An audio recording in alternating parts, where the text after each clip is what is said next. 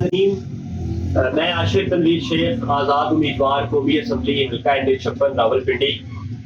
جس کا انتخابی نشان بھی حق کی آواز مائی کی ہے، تہہ دل سے شکر گزار ہوں اپنے والد صاحب کی بہاف پہ جناب چیئرمین پاکستان ویلفیئر پارٹی فاروق سلیحیہ صاحب کا، اور ان کے ساتھ ساتھ ڈاکٹر نیم صاحب بھی موجود ہیں، تحریک اشاعت باد کے چیئرمین۔ ہم آج یہاں اکٹھے ہوئے ہیں، ان کا جو سیاسی اتحاد ہے اس کے حوالے سے ان کا بہت شکریہ سب سے پہلے میں ادا کرتا ہوں کہ یہ یہاں تشریف لائے اور ہماری حمایت کا اعلان کیا۔ میں چاہوں گا کہ فاروق صاحب آپ کوئی تھوڑی سے الفاظ ادا کریں تاکہ ہم بات آگے کر سکیں۔ بسم اللہ الرحمن الرحیم، اللہم صلی علی محمد وعلی محمد وبارک وسلم۔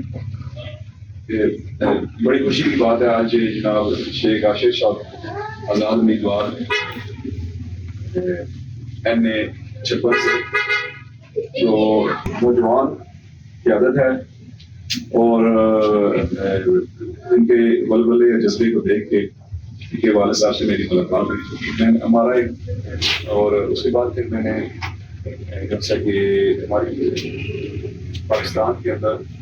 5 پارٹیوں کا ہمارا اتحاد ہے، اور کیونکہ یہ اس الیکشن میں بنا ہے اور مطلب ایمرجنسی میں بنا ہے، تو اس میں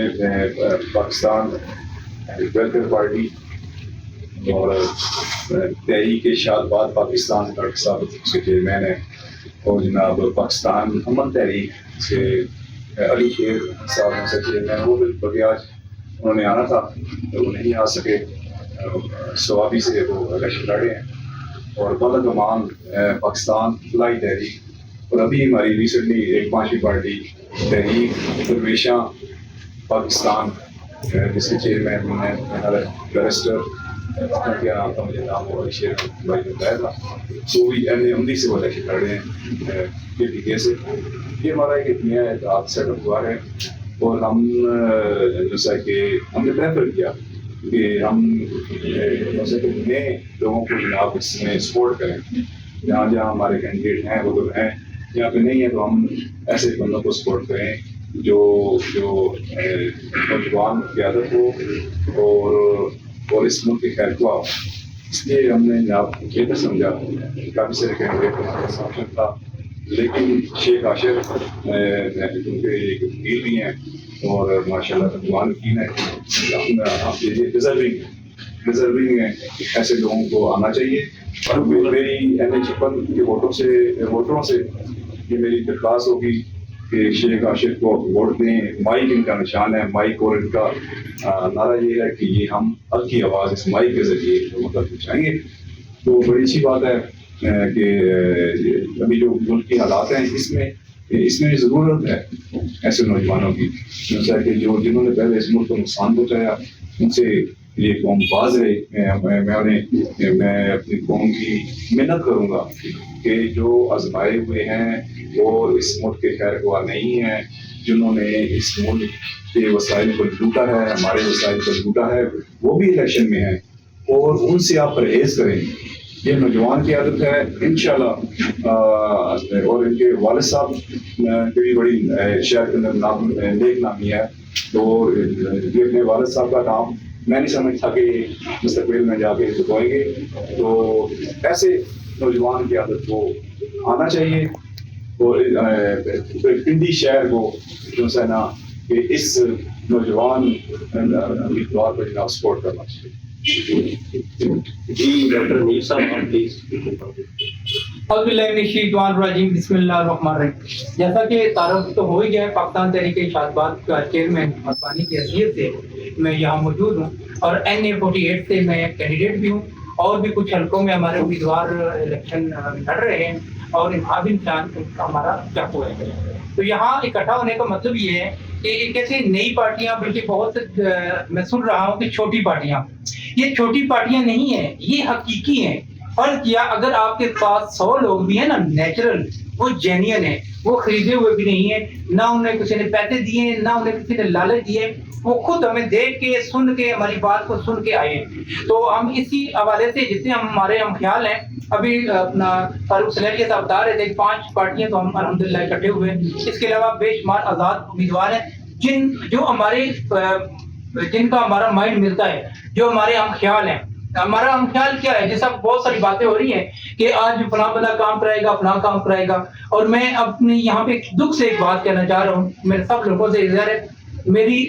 मेरा जो हाथ है लोगों की नब्ज़ पे होता है, मुझे पता है लोगों की क्या डिमांड है, लेकिन जहाँ भी गया लोगों ने 3-4 बातें की, और कल मैंने दुख से उनसे कहा यार, किसी ने कहा मेरी नाली, किसी ने कहा मेरी गली, इसके आगे किसी की सोच नहीं है। मैंने कहा यार अगर मुझे खुशी होती कि आप कहते हैं डॉक्टर साहब इधर यूनिवर्सिटी होनी चाहिए,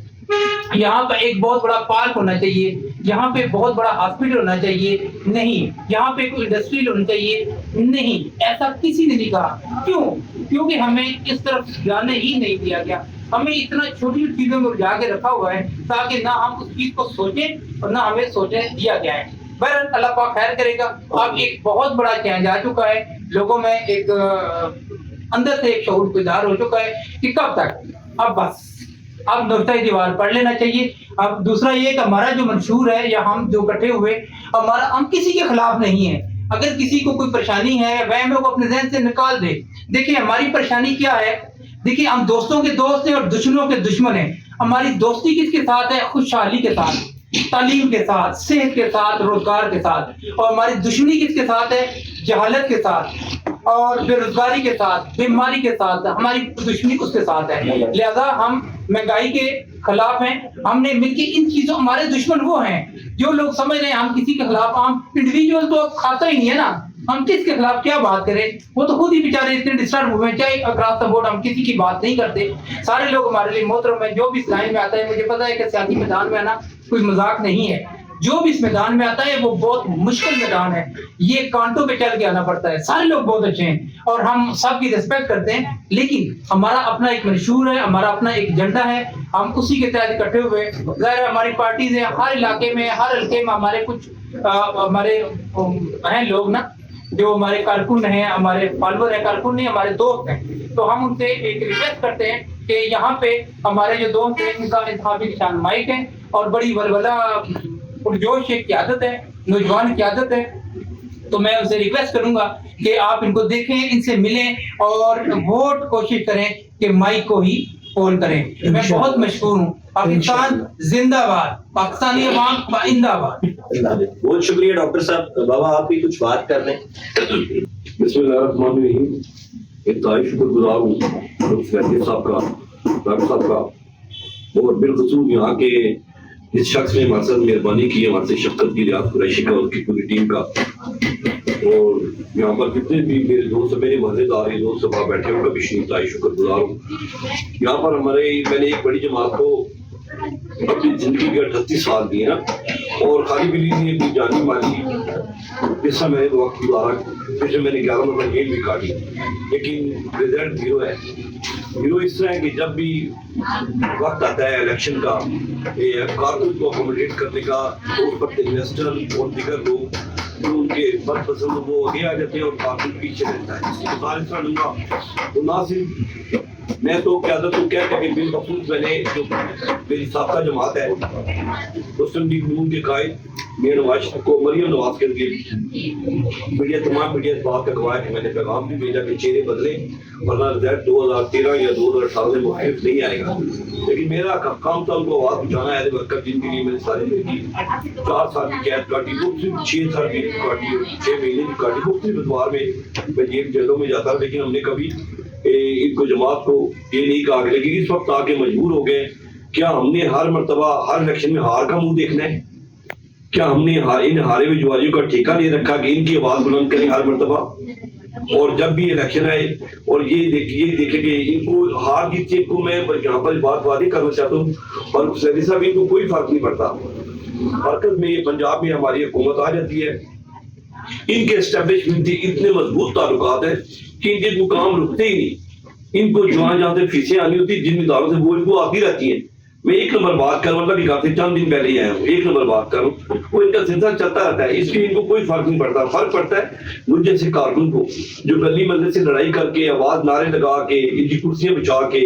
जेलों में जाके मुकदमा फेस करके इन लोगों को ऐवानों में पहुंचाता है, और बाद में इनके घर के बाहर अपने किसी भी कारकुन भाई के लिए जाता है तो पता चलता है कि साहब वॉशरूम में आप आधा घंटा इंतजार करें।